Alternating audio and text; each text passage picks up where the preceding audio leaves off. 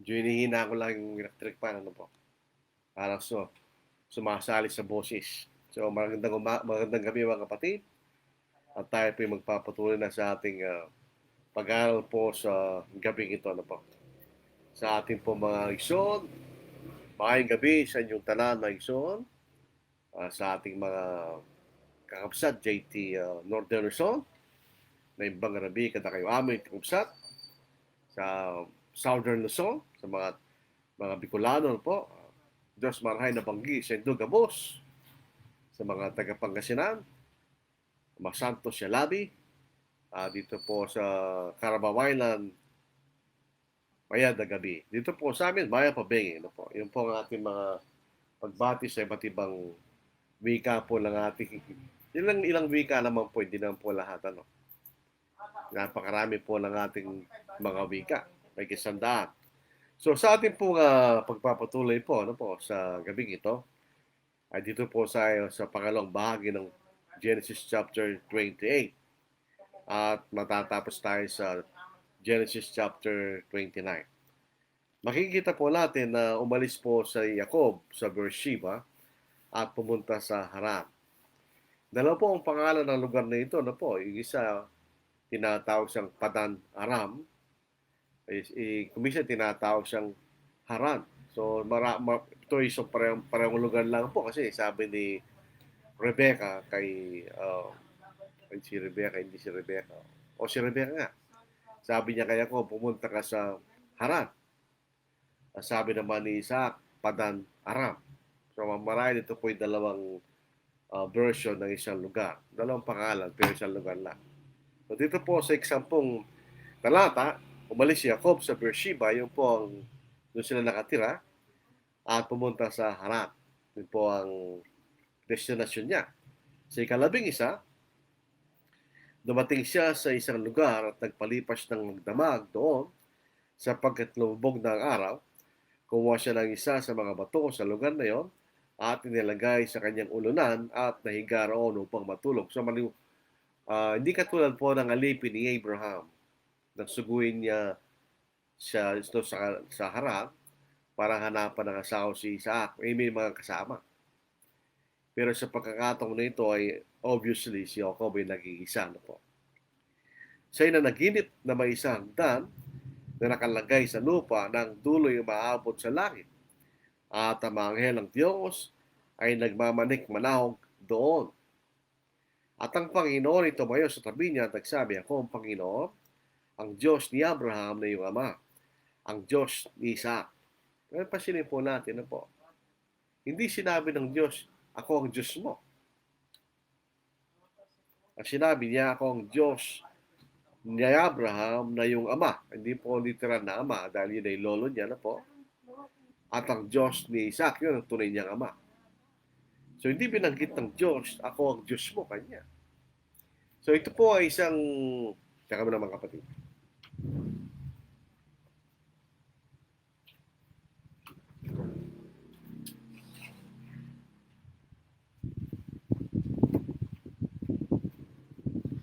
So makita po natin, kung babalik tayo sa Genesis chapter 12, ganoon din, ano po? Tinawag ng Diyos si Abraham. Hindi sinabi akong Diyos mo kanya. Doon siguro nagsimula ang pagsamba ni Abraham sa tunay na Diyos. Dito rin po makita natin, ngayon din ang pagsasalita ng Diyos. Ako ang Panginoon, ang Diyos ni Abraham na iyong ama, ang Diyos ni Isaac.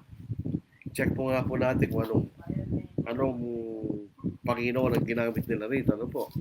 Kung ito po yung Adonai o yung YHWH. Ako, suspetsyo ko mga kapatid dahil ito yung nangangakong Diyos ay ginamit niya yung pangalang LORD capital. Ano po? Verse 11. 28. Ito po sa verse 10, 11. Tama nga po sa 13. I am the Lord, LORD capital in your God. Ito po ay isang magandang pag-aaral na pwedeng talakay ng isang nag-aaral sa Biblia sa Old Testament. Kapag ang Diyos ay nangangako sa isang bayan tulad ng Israel, tulad ng tao ni Abraham, ni Isaac, at ngayon siya ako, ang ginagamit niya yung YHWH. I am the Lord. I am Jehovah. I am Yahweh. Kasi makikita na siya nangangako. Kung siya nangangako, ang ibig na sabihin, yun ay aking tutuparin. Sapagkat ako'y palagi nang umiira. Sabi nga natin, kung naalala nyo sa ating mga nakarang pag-aaral, kung tao po ang nangangako kahit siya po ay tapat sa kanyang pangako, kapag namatay siya, hindi na niya matutupad yung pangako niya. Pero dahil ang Diyos ay hindi namamatay at palagi siyang umiiral, He always exists for eternity, so ang pangako niya ay matutupad. Yun ang ibig niya sabihin. Kung isasali po natin ito, ako palaging umiiral ang iyong Diyos. Yan ang ibig niya sinasabi niya. So, isalitang Diyos, Elohim, ang ibig sabihin, makapangyarihan. So, pag pinagsama natin dalawa, ako ang makapangyarihan na palagi nang umiiral. So, kung siya nangangako, magagawa niya. Bakit? Sapagkat siya makapangyarihan at palagi siyang umiiral. Di makikita natin, ano po? Ang lupang kinahigaan mo ay bibigay ko sa iyo at sa iyong binhi. So wala pa siya sa labas ng Kanaan.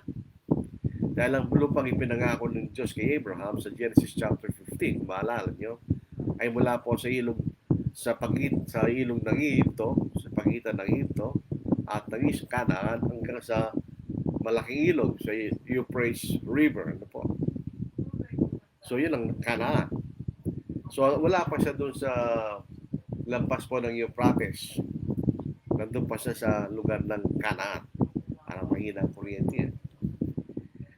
Ang iyong binhi para maging alabok sa lupa at ikaw ikakay. So maganda po itong ginamit na salita. Ito po isang simile.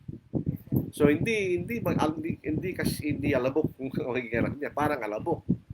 Kung gaano karami ang alabok, ganoon din ang kanya magiging binhi. So ito ay simile. At ikaw ay kakalat sa kanluran, silangan, hilagat sa timog, at lahat ng kansalupa ay pagpapalain sa pamagitan mo at ng iyong binhi kanya. Alamin mo na ako'y kasama mo at iingatan kita saan ka pumunta at ibabalik kita sa lupaing ito sapagkat hindi kita iiwan hanggat hindi ko nagagawa ang ipinangako ko sa iyo. So, ibig sabihin, ito'y tutuparin ng Diyos. Ito'y pinangako niya kay Abraham, ito'y inuulit niya kay Isaac, at ngayon inuulit kay Jacob. So, dalawa pa rin twofold promise. Number one, yung land and nation promise. So, isa magiging dakilang bansa, magiging marami ang kanyang angkan, at yung spiritual promise. Sabi pang nga po rito, sabi niya, at ang lahat ng kasalupay pagpapalay sa pamagitan mo at ng iyong binhi. The seed. Yun din ay binhi ni Abraham. Yun din ay binhi ni Isaac. At ngayon siya binhi ni Jacob. So ito ay galing sa lahi yun. Yung tinatawag na binhi na walang iba, alam po natin na yung ating Panginoon Jesucristo. Nagising si Jacob sa kanyang panaginip at sinabi, tunay ng Panginoon ay nasa lugar na ito. At hindi ko yon nalalaman. Siya natakot at kanyang sinabi, kakilakilabot ang lugar na ito. Ito'y walang iba kundi ang bahay ng Diyos at ito ang pintuan ng langit. Bakit kakilakilabot? Dahil yun ay lugar na makapangyarihan ng Diyos. Kaya ito'y kakilakilabot kanya. Kinamagan si Jacob ay maagang bumangon at kinuha ang patong kanyang inilagay sa unanan niya at kanyang itinayo bilang bantayog at kanyang binuhusan ng langis. At ang pinangalan niya sa lugar ni Bethel sapagkat ang dating pangalang Sod ay Luz. Ito nung si Abraham po ay maalala po natin ay galing sa Haran. Siya rin po yung tumigil sa lugar na ito, sa Bethel. Pero hindi yun ang pangalan ng lugar. Ang pangalan ng lugar ay Luz. At pinalitan lamang po ni Bethel, ni Jacob, ano po? Bethel. At dito po sa verse 20, si Jacob ay nagpanata na sinasabi, kung makakasama ko ang Diyos, at ako'y iingatan sa dang ito na aking nilalakaran, at ako'y bibigyan ng tinapay na makakain at damit na may suot, at ako'y makabalik ng payapa sa bahay ng aking ama, kung gayon ang Panginoon ang magiging aking Diyos. So ito ang significance na hindi sinasabi ng Diyos, ako ang iyong Diyos. Ang sinasabi lang niya, ang Diyos ni Abraham, ng iyong ama, at ang Diyos ni Isaac. So ibig sabihin, kahit ito'y sinasamba ni Isaac, at kahit ito'y sinasamba ni Abraham, at kahit si Jacob ay sumasamba, halimbawa, pero marahil hindi pa yun ang tunay niyang pagsamba sa Diyos. Walang pagkakaiba sa ating mga anak. Sinasama natin sila sa pagsamba. Pero not necessarily na sila ay sumasamba sa Diyos. Kailan sila tunay na sasamba sa Diyos? Kailan nila magiging Diyos ang Diyos? Pag sila nabautismo. So dito rin makikita natin dito. Ito ang simula ng pagsamba ni Jacob sa tunay na Diyos. At siya nag-iwan po lang. Ang problema rito, siya po pa nagbibigay ng kondisyon sa Diyos. Pero yung po yung academic, dahil nangako ang Diyos.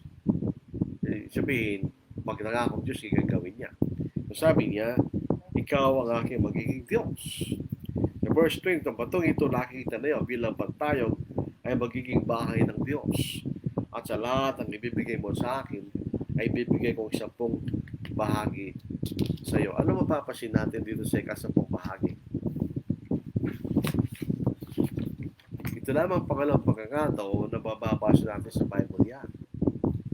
Ang unang pagkakataon ay nung magwagi si Abraham pa lang siya, no, sa mga hari sumakop sa mga hari sa Sodom at Gomorrah. At nagbigay siya ng kapo kay Melchizedek. Pero ito, si Jacob ay nangako magbibigay ng kapo sa Diyos. Tandaan po natin, wala pa yung counsel ni Moises. Sapagkat, so ito po isang personal na pangako lang ni Jacob sa Diyos. Bakit ikasampung bahagi? Hindi ko alam. Dahil hindi man po sinasabi ng madalang salata. So, ito na sinabi natin, maaaring siya kung naniniwala sa Diyos. Sapagkat si Isaac at Rebecca ay sumasamba sa Diyos. Pero bilang isang ganap na lalaki, ngayon pa lang niya talagang sinabing, ikaw ay aking magiging Diyos. So itong personal na pagkakaroon niya ng determinasyon at kagustuhan na sampahin ang tunay na Diyos. So si makakabalik na mapayapa sa bayan ng kanyang ama at kung gayon ang Panginoon ay magiging Diyos. So ibig sabihin, by inference, si Jacob hindi tunay na sumasamba sa Diyos until this point. Sabi nga, tulad lang ng ating mga anak. So, sa simula, sinasama natin sila. Nagsisimula sila magkaroon ng idea tungkol sa Diyos. So, abang lumalaki, gano'n. Nakapapakinig sila sa salita ng Diyos. Pero sila ba tunay na sumasamba sa Diyos? Hindi natin alam. Kailan natin malalaman na sila tunay na naniniwala sa Diyos? Pag sila'y sumamba. May problema ba sa audio? Inalis ko na po yung electric fan. Alisin ko muna na po. I-adjust ko ulit. Ayoko pa.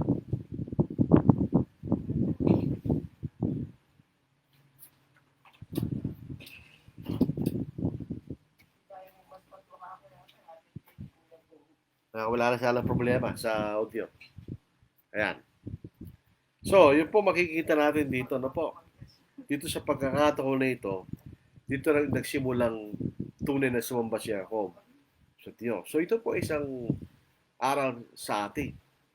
Hindi ibig sabihin na sinasama natin ng ating mga anak sa pagsamba ay meron na silang tunay na paniniwala sa Diyos. Not necessarily.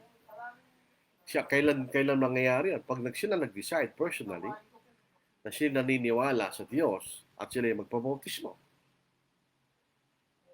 So tingnan po ninyo ang maliliit na mga bagay na hindi natin napapansin pag hindi natin masusing binasa at pinag-aralan ang mga aklat sa Biblia. Kaya maganda po tayo nag-aaral.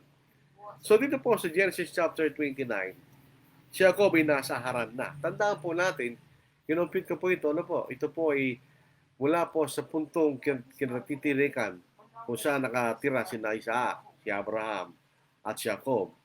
Ito po ay more or less 916 kilometers hanggang makarating ka sa Haran. Sa Hangaran po ay nasa kabilang, ito po ay kailangan mong tumawid sa Euphrates River. So mula po sa timog, si si Jacob ay naglalakbay papuntang Kanluran. Yun ang kanyang direksyon. Kanluran papuntang northeast, dun sa Haran. So ito po ay malayong lakbayin. Hindi natin alam kung ilang araw, ilang buwan ang dinatnan si Jacob bago makarating siya sa Haran. At pansyanin po natin, hindi katulad sa ating modernong panahon na may mga road signs na nagbibigay sa iyo ng clue or idea kung nasaan ka. Lalo po kung nasa expressway. No po? Hindi ko naman po pinainggitan ng mga taga Mindanao at taga Visayas. Pero sa Luzon, may mga expressway. No po? May mga road signs yan. Sabi niya, limba, pupunta ka Maynila. Sabi niya, Manila, pag malapit ka na, Manila, 2 kilometers. So, alam mo, malapit ka na. Pero hindi ito yung modernong panahon. Ito po ay sinauna. Hindi natin alam kung anong klaseng daan mayroon noong panahon na yun.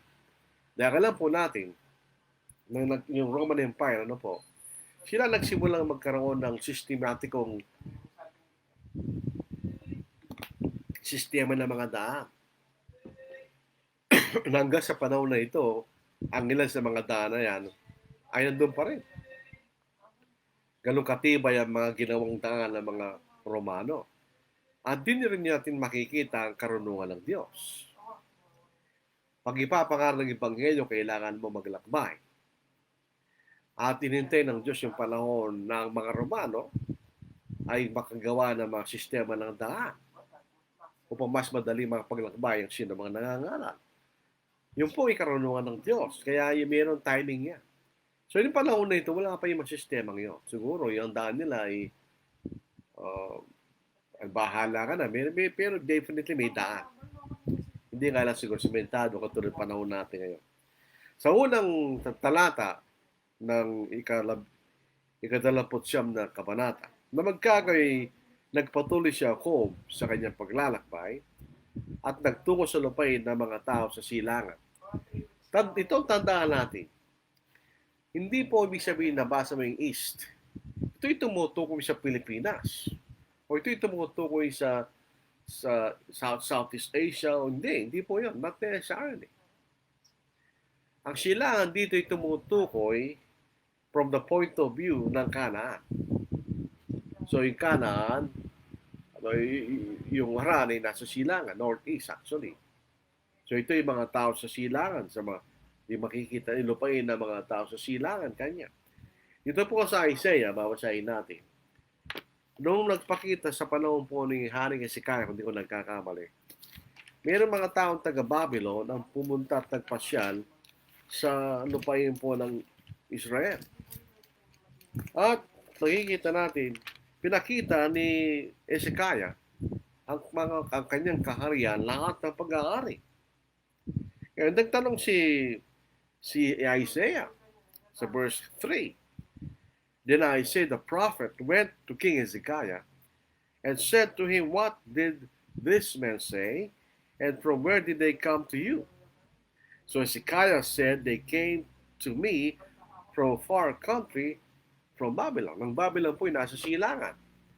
Noong panahon na yon, ang Babylon ay malayong lupain. So hindi tumuto ang silangan dito, hindi tumutukoy sa Pilipinas, hindi po. Kundi yung lugar na kung saan alam ng mga tao sa panahon na ito. Hindi, huwag nating i-assume na yung mga tao sa Old Testament alam nila yung Amerika, alam nila yung South America, alam nila yung Africa, alam nila yung kabuuan ng Asia. Hindi nila alam yun. Limitado lang ang kailang kaalaman doon sa mga bagay na alam na nila nung panahon na yon. Hanggang doon lang. Punta tayo sa Matthew, nung dumating po yung mga wise men, saan sila galing? Basahin po natin. Hindi po nagkakamali na po. So, Matthew chapter 2 verse 1. Now after Jesus was born in Bethlehem of Judea, in the days of Herod the king, behold, wise men from the east came to Jerusalem. Galing ba sila sa Pilipinas? They came from Babylon. Okay, they came from Assyria. Saan? No? They came from Persia. Yun ay mga tao sa silangan.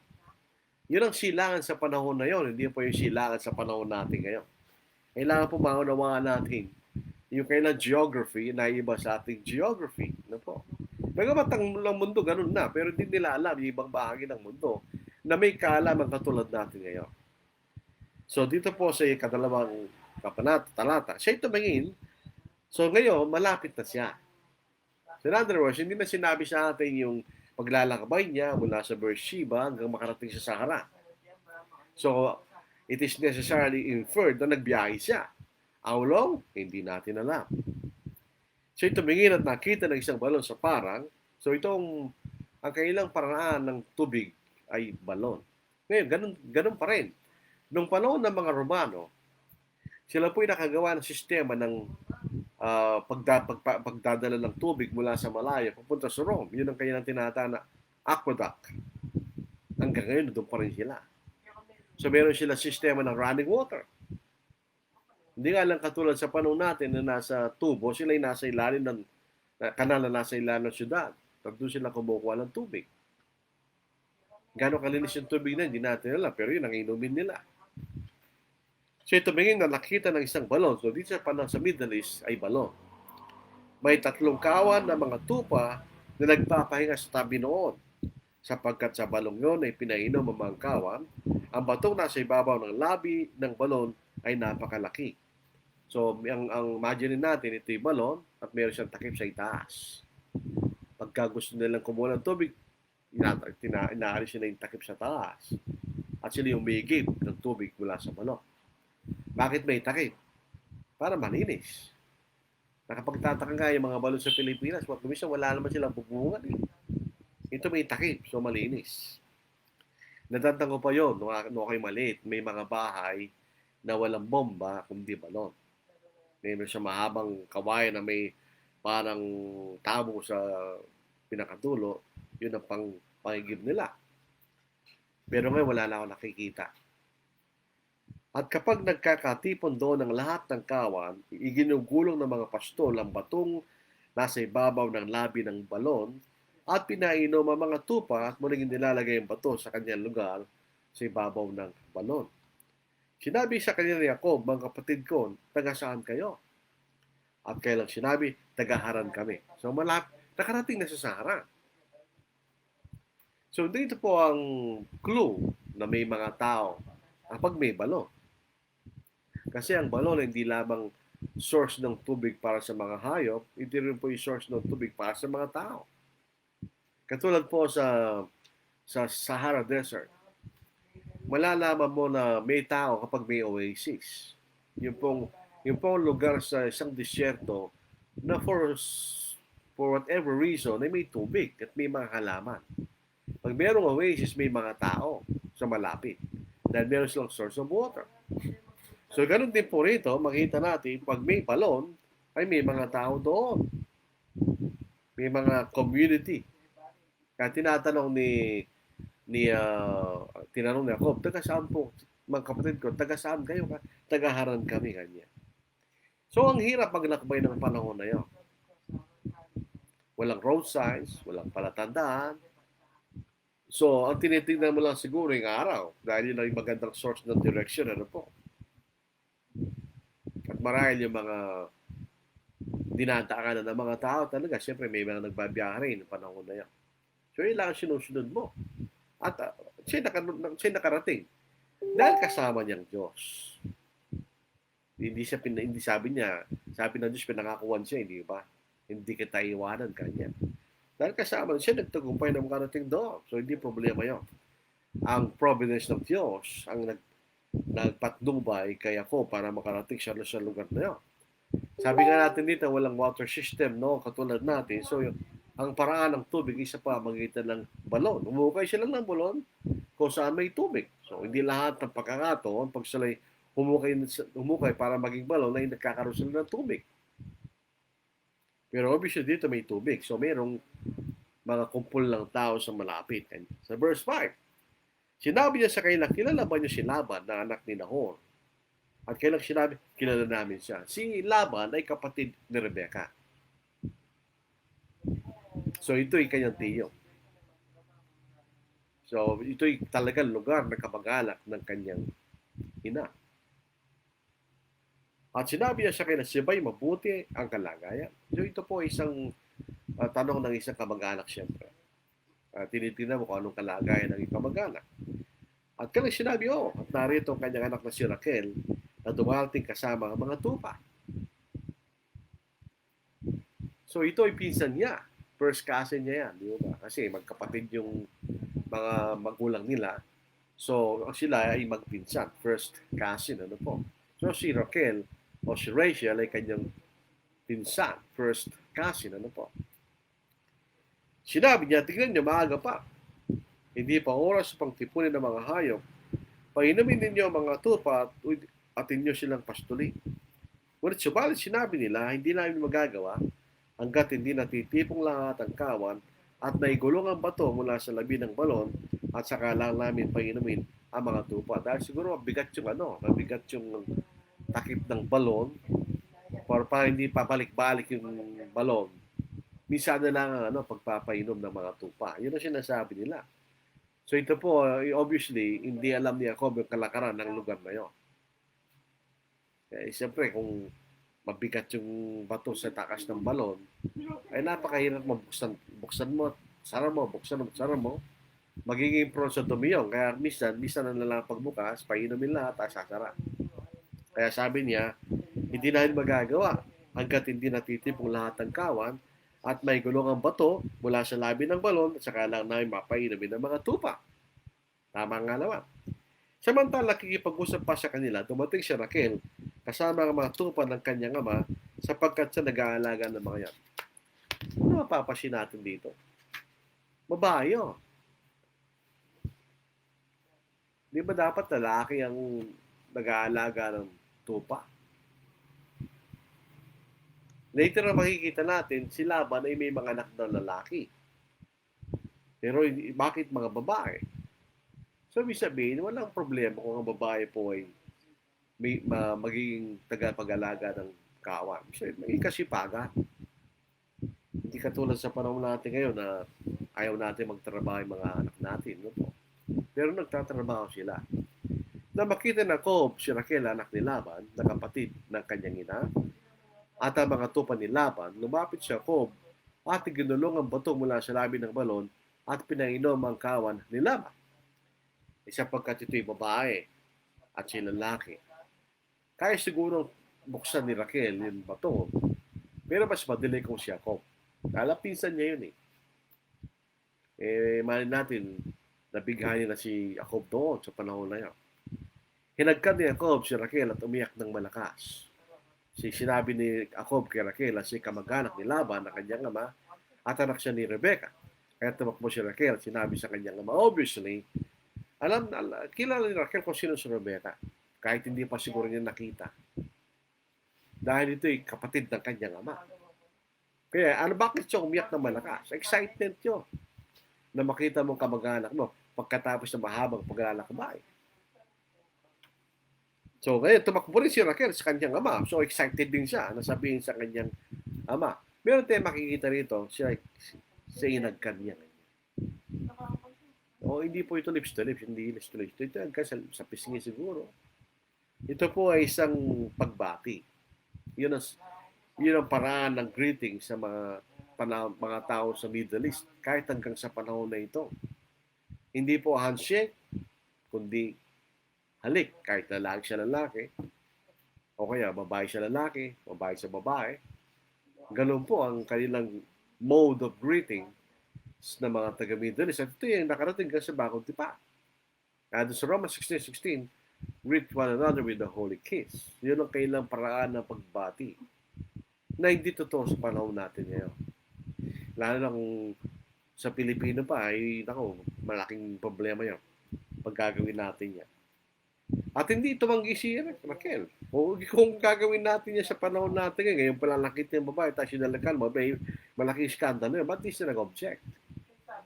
Number one, nagpakilala siya. Yun ang karaniwan nilang paraan ng pagbati. So, walang nakakabigla doon. At hindi rin po ito isang alik na malaswa. Ito yung anak ng pagbati. So hindi nagalit si Raquel. So nothing was inappropriate sa ginawa ni Jacob. Sa ikalabing-tatlo, nang manig ni Jacob ang balita, nilaban ang balita ni Jacob na anak ng kanyang kapatid. Tumakbo siya po sa lubungin si Jacob at siya ito'y kanyang niyakap. Tingnan niyo susunod. Hinagkan at dinala sa kanyang bahay. Siguro kahit so ito yung paraan ng pagbati talaga nila. It's a kiss is the form of greeting. Sa magkaibigan, sa magkamag-anak, yun ang kailang mode of greeting. So hindi po ito malaswa. Isinalasin ni Jacob kay Laban ang lahat ng mga bagay na ito at sinabi sa kanya ni Laban, talaga ikaw ay aking buto at aking laman. Ibig sabihin, hindi ka aking kamag-anak. At siya'y tumigil doon kasama niya ng isang buwan. So tumigil siya ng 1 month. So dito mapapasin natin, hinagkan ni Jacob si Raquel. At si Laban, niyakap niya at hinagkan din niya si Jacob. So obviously, yan ang kailang form of greeting. Pagdating po ng susunod na mga talata na magkita si Esau at saka si Jacob, ganoon din, sila yung naghahalikan. So yun talaga ang form of greeting. Hindi sila nagkakamayan. Yun po yung Western way of greeting. Pero sila yung naghahalikan po. Peace. At sinabi ni Laban kay Jacob, hindi ba't ikaw ay aking kamag-anak? Dapat ka bang maglingkod sa akin na walang upa? Sabihin mo sa akin, ano maging upa mo? So ito siya tumagal doon sa lugar na yun. Hindi naman maganda na si Jacob ay walang gagawin. So siya maglilingkod at magtatrabaho para kay Laban. So ano maging upa mo kanya? May dalawang anak na babae si Laban. So may dalawa anak niya babae. So yung ibang anak niya ay lalaki. Ang pangalan ng panganay ay Leah at ang bunso ay Raquel o Rachel. Ang mga mata ni Leah mapupungay at si Raquel ay magandang kumilos at kahali-halina. Magandang basahin natin ito sa English po. Nakinabasa ko nung pinag-aaralan ko po ito. Ito kasi sabi rito magandang kumilos at kahali-halina. So ibig sabihin, talagang ang lalaki po ay ang kanyang first attraction ay sa physical, di ba? Basahin natin dito sa English. Sa 29 verse 16. Ito ang nagmasa natin. Now Laban, sabi ng mga Amerikano, had 2 daughters. The name of the elder was Leah, and the name of the younger was Rachel. Leah's eyes were delicate, but Rachel was beautiful form and appearance. So kung sa ating modernong magandang katawan, sabihin. Sa colloquial language, sexy ka ng mga taga-sanglibutan. So, that's not track si Jacob kay Raquel. So, ito makikita natin pagkakaiba ng babae sa lalaki. Ang lalaki, nagsisimula talaga sa physical attraction. So, naggusto ni Jacob si Raquel. Yan ang gusto niya, hindi si Leah. So, dito po sa verse 18, hindi alam po ninyo sa paglalakbay ni Jacob papunta kay Laban, dinaya siya ni Laban ng maraming beses. Para sa din natin sabihin na siya ay pinaghigantihan ng pagkakataon dahil dinaya rin niya kanyang kapatid at kanyang ama. Tingnan niyo salita niya rito. Ang mga mata ni Leah ay mapupungay at si Raquel ay magandang kumilos kahali-halina. Mahal ni Jacob si Raquel at kaya sinabi, paglilingkuran kita ng 7 taon dahil kay Raquel na yung anak na bunso kanya. Alagay ko, dapat na gamitin sa salita ay iniibig. Na-track pa lang siya. So ito ang kanyang upa. Maglilingkod siya ng 7 taon, 7 years. Bakit 7 years? Hindi natin lang. At pagkataat at ipukunin niya si Raquel para maging asawa niya. Ay mga 7 taon na yon ay walang kwenta yon. Dahil lang, siyempre, yan ang parang kabayaran ng paglilingkod mo. Maging asawa mo isang babae na gusto mo. Ay, madaling lumipas yun. Para lang expressive oras na yun. Sa verse 19, sinabi ni Laban, mas mabuti na ibigay ko siya sa iyo kaysa ibigay ko siya sa iba. Tumira ka sa akin. At naglingkod si Jacob ng 7 taon dahil kay Rachel at na sa kanya naging parang ilang araw dahil sa pag-ibig niya sa kanya. Ito ang problema ng Tagalog Bible sa naman lang saling. Hindi sila consistent sa salitang mahal at pag-ibig. Hindi ko sinasabi magaling ako sa kanila, pero doon sa John 3:16, sapagkat kanila pagsinta ng Diyos. Bakit tayo sinisinta ng Diyos?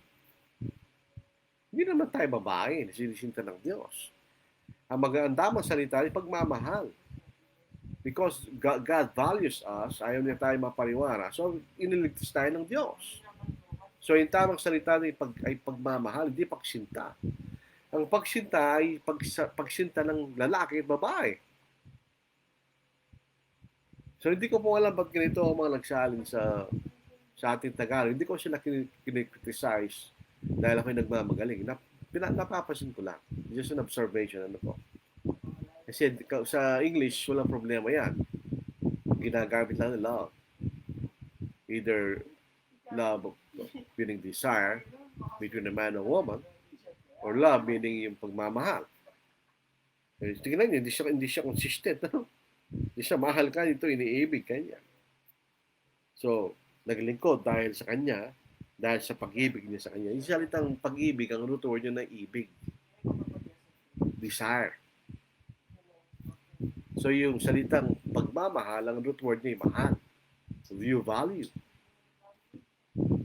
So, hindi mo pa binavalue babae pag gusto mo lang siya.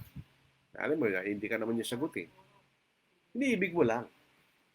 Later on, as the relationship grows deeper, doon nagde-develop yung pagmamahal.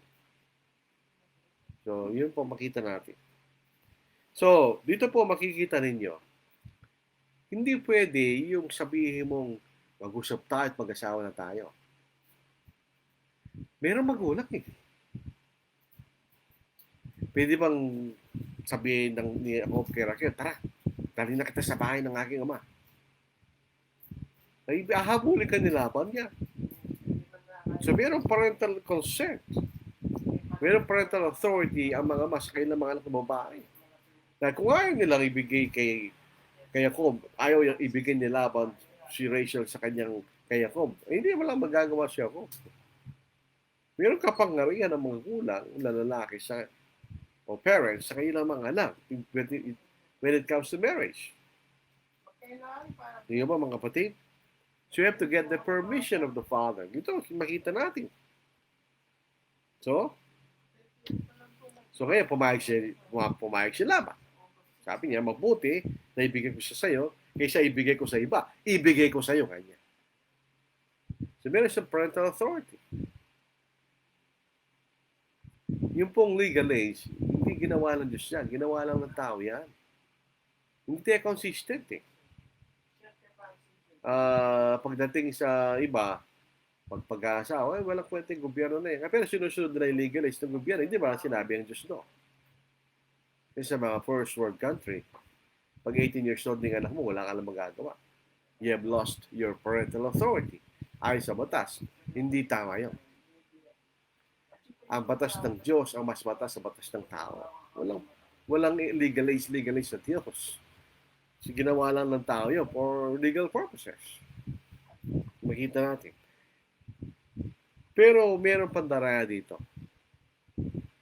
Dahil hindi sinabi ni Laban na meron silang kostumbre na ibibigay muna yung mas matandang anak na babae kaysa sa nakababata.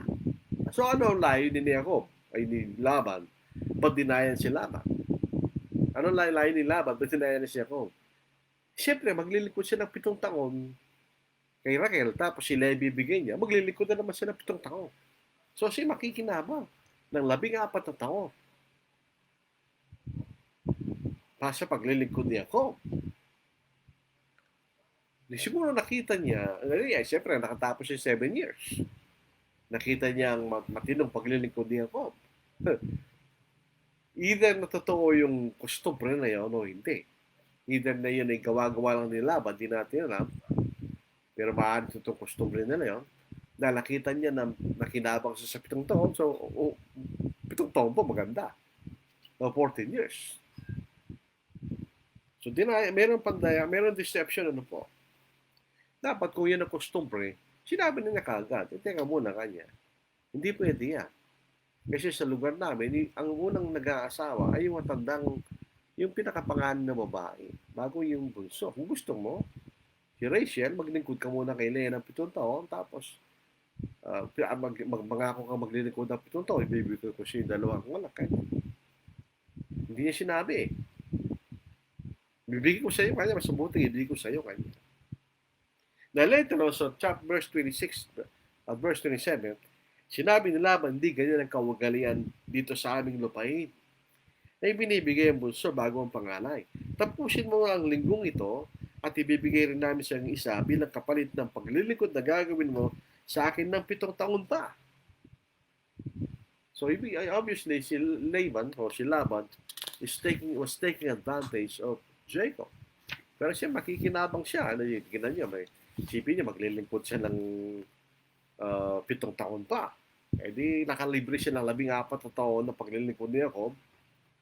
Sa verse 21, sinabi ng Jacob kay Laban, ibigay mo sa akin ang aking sako, sa kapagkat naganap na aking mga araw at ayaw mo kung sumiping sa kanya. Obviously rito mga kapatid, dahil 7 years na lumipas, nililigawan na ni Jacob nagkakaroon na sila ng pagkakaunawaan ni Jacob at saka si Rachel. Siyempre, dalaga yung binatay siya. Nagpapakita na siya ng kanyang pag-ibig sa dalaga. At alam din naman ni Rachel na siya ay magiging asawa ni Jacob. So, meron silang pagkakaunawaan. Pero pwede ba sila mag-asawa na silang dalawa lang? Hindi. Sa pagkakataon na ito, kailangan nila ang consent ni Laban o ni Laban. So sa panahon ba natin ngayon, hindi na mahalaga yung autoridad na magulang. Kung ang bata ay minor, hindi mo siya pwede maging asawa kung wala yung pahintulutan ng magulang. Kung nag-usap kayong dalawa, sige, mag-asawa na tayo. Sige, mag-asawa na ba sila? Paano iiwan ng mga magulang nila kung walang pahintulot yung magulang? So dito maliwanag po rito, apang pinag-aaralan natin, kaya nga mahalagang i-trace po natin, no po. Kasi kung kulang ang ating informasyon sa mga bagay-bagay, magiging kulang din ang ating konklusyon. Mahalaga rito ang authority. The parental authority is very important. So 22, tinipong lahat, nilaban ng mga tao, roon at sila'y gawa ng isang handa. Kinagabihan, kanyang kinuha si Lea na kanyang anak, at nila kay Jacob na sumiping naman sa kanya. Parang din pa. Lalo makapagtataka, ba't di kaya nakilala ni Jacob si Lea? Maaari madali. Pangalawa, baka may takip sa mukha. For whatever reason, hindi niya nakilala. Ibinigay ni Laban kay Lea ang kanyang anilang babae na si Silpa upang kanyang maging alila. So itong mga bagay nito, may alila, malaman sila. Hindi sila mga mahihirap na tao. Kaya nga nung tanongin ni Jacob, ito ba, kilala ba niya si Laban? Kilala nila eh. Prominenteng tao yan, mayaman sila. So may alila, binigay pa niya si Silpa bilang alila. Verse 25. Kinamagaan, si Lea pala yun. Patay, kanya. At kaya sinabi kay Laban, anong ginawa mo sa akin? Hindi ba pinaglingkuran kita dahil kay Rachel? Bakit mo ako dinaya? Tama ang tanong niya ako, ba't mo ako dinaya? In the first place, yung susunod dito, binasa natin kanina. Kung yun nga ang kailang kostumbre doon sa lugar na yun, bakit di sinabi in the first place? Sigurado papayag naman si Jacob. Gusto niya si Rachel eh. Bakit niya sinabi? Bakit ginaan pa niya sa pandaraya? Ganon din ang ginawa si Jacob eh, no? Dinaya rin niya ang kanyang ama, sa pasbas. Dinaya rin si Laban dito sa pagkakataon na ito. Kaya dito, sabi sa 26 na binasa natin kanina, Sinabi ni Laban, hindi ganyan ang kaugalian dito sa aming lupain na ibinibigay bunso bago ang panganay. Tapusin mo ang linggong ito. At pangat makita natin, pasinin po natin, si Lea ba'y naging asawa ni Jacob? Oo. Pero si Lea ba'y inibig ni Jacob? Hindi. So kung ang basihan ng pag-aasawa at pagmamahalan, hindi sila mag-asawa. Kaya di mas sila nagmamahalan. Pinilit lang si Lea sa kanya. Kaya Jacob. Makikita natin later on sa susunod mga kapitulo, si Jacob, kinapuotan niya si Lea. Kaya si Lea ay kinasya ng Diyos. So, mas maraming majority ng anak ni Jacob ay galing kay Lea. Si Raquel na kanyang mahal, wala ka naging anak niya. So, kinapuotan siya ni Jacob, pinayaan naman siya ng Diyos, si Lea. Napakarami na naging anak niya kaysa sa naging anak ni Raquel o ni Rachel. So, paano yun? Kung yun ang basihan ng na kayo mag-asawa sa harapan ng Diyos. So, hindi yan ang basihan. Hindi yan ang basihan ng pag-aasawa. Minsan, yung iba, ina-arrange lang nila yung marriage. Hindi man sila mag-asawa. So, dito makikita natin, merong element ng pag-aasawa. Tingnan nyo rito na mag-asawa sila. Di ba nagkaroon ng handaan? There's a public recognition na itong si Jacob at si Raquel supposed to be ay mag-asawa na. At makikilala ng buong lupain yon na itong dalawang taong ito mag-asawa na. So, natin mo, ang sinasabi doon kay mga lalaki, wala lang kayong karapatan sa aking anak na si Raquel, supposed to be. At si Jacob naman, sinasabi, si Raquel lang asawa mo. So, hindi mo pwede maging interesar ang asawa ng may asawa. Dahil si Raquel na ang asawa, dapat si Raquel, binigay si Lea. Sa 27, tapusin mo ang linggo ito, at ibibigay na rin namin siya sa iyo ang isa, bilang kapalit ng paglilingkod na gagawin mo sa akin ng 7 taon. Yung isang lingkod na yun, yan ang honeymoon, siyempre. Tapusin mo muna yung honeymoon, kanya. Tapos pagkatapos, ibibigay ko rin sa iyo ang si Raquel. So, after 1 week. Ganun nga ginawa ni Jacob. Tinapos niyang linggo niya at ibinigay ni Laban sa kanya si Raquel na kanyang anak upang maging asawa niya. So obviously, ang pagkakaroon ng maraming asawa sa Old Testament ay pinayagan ng Diyos. Not to say na yun ang tamang paraan. Dahil sa Genesis, iiwan ng lalaki ang kanyang ama at ina at nakikipisan sa kanyang asawa babae. So isang asawa lang binanggit doon. Pero obviously, pinayagan ng Diyos. Kaya dito, si Rachel ay naging asawa rin ni Jacob. Dahil kung hindi niya asawa si Raquel o si Rachel. Ang kasawa na niya si Lea. Pero sabi nito, siya naging asawa niya. Kanya. Sa kanyang anak na si Raquel ay binigay. So, yung pag-aasawaan ni Lea at ni Jacob ay nakakaalam. So, there's a public acknowledgement o knowledge. Yung pag-aasawa ni Raquel at saka ni Jacob, meron nakakaalam. Meron mga saksi. Bakit mahalaga yung saksi? Sabi nga natin, sa kaso nung pinagbili ni Esau, yung kanyang pagkapanganay kay Jacob, walang nakakaalam. Wala rin nakakita. Wala rin tanda. So, pwede sabihin ni Esau, wala naman akong sinabi ganyan. Nag-iimbento si Jacob. Kaya mahalaga yung merong witnesses at merong palatandaan. So dito, makita natin, may mga saksi. Sa kanyang anak na si Raquel ay binigay ni Laban bilang kanilang babae, kanyang alilang si Bilha. Kaya sumipig din si Jacob kay Raquel, ito ang problema. Anong ginamit sa salita? At inibig ni Raquel, si Raquel ay higit kaysa kay Lea. Hindi nga talaga kung consistent yung nagsalin eh. Pero tama ito. Ang pagkakaroon ng relasyon sexual, yun ay pag-ibig. Na later magiging pagmamahal yan, siyempre. At yung relationship ay magpa-progress. Nahigit kay Lea. at naglikod siya ng kay Laban ng 7 taon pa kanya. So ito rin makikita nating problema ng pagkakaroon ng higit sa isang asawa. Isa lang ang yung puso, kaka nila eh. So mahirap na gawin mo yung ganon sa isang higit sa isang asawa. Magkakaroon ng competition to first place sa iyong makaasawa. Mga problema rin sa schedule. At ang pinakamahalaga, problema rin sa stamina mo eh, isang tao ka lang eh. And you have to you have to satisfy mga asawa mo, mahirap yun.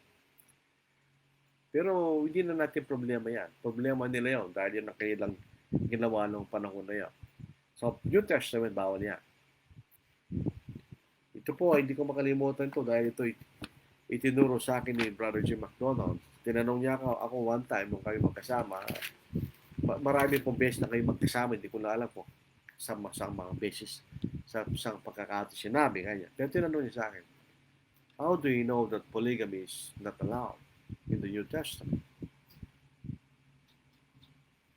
In the same manner, kanya na wala tayong mababasa that polygamy was commanded by God. Wala rin tayong mababasang polygamy is prohibited in the New Testament. Pero paano natin malalaman na bawal? Sa 1 Corinthians chapter 7, dito po mababasa natin. Verses 1 and verse 2. Now concerning the things of which you wrote to me, it is good for a man not to touch a woman. Nevertheless, because of sexual immorality, let each man have his own wife. Ilan? Isa.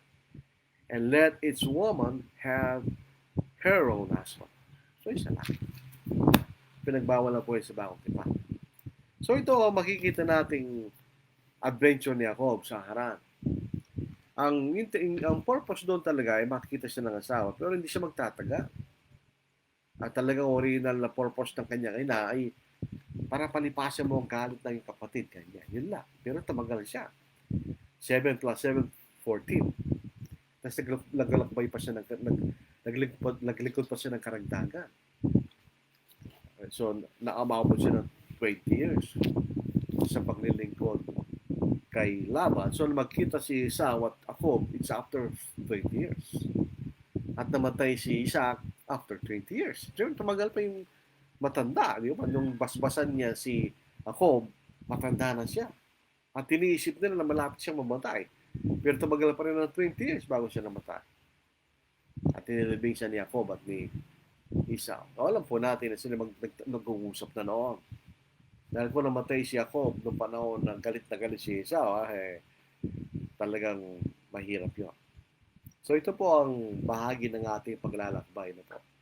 Nandito na po tayo sa chapter 29. Ang mahigit na po tayo kalahati sapagkat ang Genesis ay exactly ay 50 chapters. So maraming salamat sa inyong pakikinig. May isang kaisa-isang tanong sa limpantang hulihan. Arnold Dasilo, gandang gabi po sa lahat. Oljan Ocampo, good evening po. Samuel Graneta, good evening again, brethren. Maya Pabegi po kay Katamo nga, kay Medic Canono. Kapampangan po, ibig sabihin, magandang gabi po sa ating lahat. Leonito Toroliza na ibang Arabi, kada kayo, kakapsat. Sasabi-sabihin po sa mga hindi nakakaintindi ng Ilocano, magandang gabi sa inyo, mga kapatid. Marisol Sanchez Tibagos, magandang gabi po. Zeni Luciano, good evening po, Brother Lordy. At sa lahat na nakikinig po, Jojo Ocampo, good evening po sa lahat. John Bautista, magandang gabi po sa lahat. Tapos si Sherwin Balbaboco, good evening po, Brad. Tapos si Antonio Damalerio, magandang gabi po sa lahat. Rufert, good evening po. Si Nida or Deniza Villamin, magandang gabi po sa lahat. Yan po ang ating mga... Tapos si Koji Kimson, ito po yung taga Quirino sa San Pascual, na sa kasalukuyan po yung nagtatrabaho sa lupain ng Republic of China or Taiwan. Good evening po sa lahat. God bless po and stay safe po mga kapatid. So ano po yung kaisa-isang tanong? Jacob, Rachel, Leah, Laban. Ang pangunahing responsibilidad ng pamilya sa isang tao sa kanyang asawa. Pangalawa, ang mga magulang. Tama ba ito mga kapatid? Ang makikita po natin na priority ng mga relasyon ng isang tao. Pag may asawa ka, yan ang prioridad, yung asawa mo. Pangalawa na lang yung mga kapatid. Siyempre, andun pa rin yung mga magulang mo. Pero iba yung, pero pag nag-asawa ka, tandaan natin, iiwan ng ama, lalaki, kanyang ama at ina, at magigipisan sa kanyang asawa, babae, at sila magiging isang laman. Not necessarily na physically alis ka. Pero ang ibig sabihin ng umalis, pwede yung physical na alis ka. Ang ibig sabihin ng umalis ay hindi na sila ang iyong priority, kundi yung asawa mo. So, yun po makikita natin. So, ang problema sa mga ibang kaso ng pag-aasawa, yung mga magulang, hindi pa rin nila pinapalaya yung kanyang anak. Pinakikilaman pa rin nila. Bawal yun. Pag nag-asawa na po ang ating mga anak, pabayaan na natin sila. Hindi sa wala ka ng malasakit o pagmamahal, yun doon pa rin. Pwede ka nakikialam. Unless otherwise, pupunta ka nila at humingi ng payo. Pero kung hindi, wala ka magagawa. Kung ano man ang magiging decision nila. Kasi nag-asawa na eh. Hindi mo na siya kabilang sa pamilya mo. Meron na siya sariling pamilya. Sabi nga ng ating sinasabi, meron na siya sariling buhay.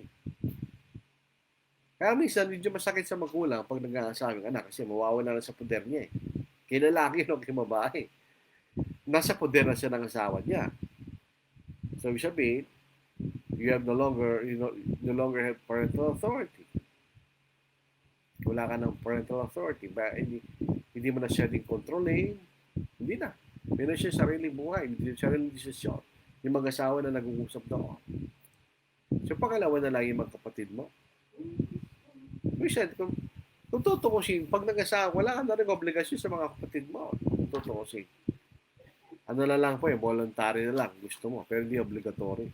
Kasi meron na rin buhay yung mga kapatid mo. Halimbawa, may mga asawa na rin yan. So, pag meron na kayo kanya-kanyang asawa, hindi mo na iniisip yung mga kapatid mo kung paano sila mabuhay. Meron na siya saling buhay. Yun ang problema nila, hindi mo na problema yun. Maliba lang sa panahon na nangangailangan sila. Pwede mo silang tulungan for emergency. Pero everyday, daily, wala lang pakialam sa kanila. They have their own lives. So pag nag-asawa tayo, kanya-kanya na yan. Yan ang totohanan dyan. Hindi na iniisip mo sila. Maliban lang kung talaga nasa pangangailangan at meron kang kaparaanan at pumapayag ang asawa mo, tulungan mo sila. Kung ayaw ng asawa, wala magagawa. Siyempre, meron na siyang karapatan sa'yo. Kung ano man decision mo, meron siyang karapatan. Di ba? Kahit na ikaw ang lalaki, ikaw ang puno ng pamilya, hindi ibig sabihin ng asawa mo walang karapatan sa lahat ng desisyon na gagawin sa bahayan. Ikaw ang leader ng kung ang desisyon mo. Pero kailangan pa rin sabihin mo sa asawa mo. Yun ang tama. So, yun po ang tanong ni Brother June Bautista. Alala ko nakitang tanong ang follow-up. Ano po? Bukas po mga kapatid, ang ating pag-aaralan ay yung mga anak ni Jacob. Alam niya, may mga, lahat ng mga anak nila, may mga interesting na mga dahilan, ano po, kung bakit sila ang kailang mga pangalan. Ano. Tapos, dito po sa Genesis 30, Genesis 31, yung pagtakas ni Jacob kay Laban. Kasi matagal na siyang nandun sa lupain ng Haran, gusto niya bumalik sa kanyang lupain. Na hindi siya pwedeng manatili doon dahil kailangan siya bumalik sa lupain ng Canaan dahil yung lupang ipinangako sa kanya ng Diyos. So, babalik siya doon sa lupain ng Canaan. So, ito po ating pag-aaral po sa gabi. Later on, makikita na natin kasaysayan ni Jose, ni Joseph, na paborito ni Jacob. Kung paano siya nakarating sa Egypt. Then, fast forward, paano sila niligtas ni Joseph, ang pamilya ni Jacob at sila yung lumago, dumami sa lupain ng Egypto. Later, namatay na si Jacob after several generations. Hindi na kilala ng Hindi na kinikilala ng mga namumuno sa Egypto si Joseph. So sila yung pinagbusing. Yun ang kasaysayan niya, mga kapatid. So tayo po ay manalangin. Amang banal, kayo po ay buong puso nagpapasalam sa inyo sa iyong dakilang pagmamalasakit, pagmamahal sa amin na Diyos. Kasama ng aking Panginoon at ng Banal Espiritu. Sa pamagitan ng iyong awa kami po ay naligtas sa kamatayan ng ating sa pamagitan ng kamatayan ng ating Panginoon sa krus. Kaya kami kahit di karapat dapat ay nagkaroon ng karapatang tawagin ka namin Ama at kami inyong mga anak. Kami maging kasamang tagapagmana ng aming Panginoon at yun po ay sa napakagandang bagay na ibinibigay niyo sa amin, pinapangako sa hindi naman po kami karapat dapat. Patawarin niyo kami, Ama, sa aming mga pagkakasala. Muli, Ama, kami ay nasusubukan ng aming pananampalataya sa gitna ng pandemyang ito. Kano nga yung pagtitiis na maging tapat sa gitna ng malaking suliranin ng pandemyang ito. Kaya magpatuloy na maglingkod sa inyo, Diyos. Sana po ay dumating ng panahon na ito'y matapos. Ngunit ito'y hindi po ay sa aming kalooban, kundi ay sa inyong kalooban at kapangyarihan. Patuloy po namin yung aming panapanalangin mga kapatid na may sakit. Sana sila'y gumaling. Mga kapatid na mayroong kapag kamag-anak na mahal sa buhay na may sakit at na sa kasalukuyang dumadalas ng pag-uusing at kahirapan, sana sila yung tulungan ng Diyos. At ang mga bayan ay may iningis na kinapaan sa Kristo na aming Panginoon. Amen. Bukas lang po, kapatid. Ako ngayon, ibang lakasyon ko ngayon eh. Nasa salas po ako. Ano po. Hindi ka natapos share sa kanyang work from home. So, dito na ako besto. Mga bukas, balik ako sa dati. Maraming salamat, kapatid. Mag-ingat po tayo. Stay safe.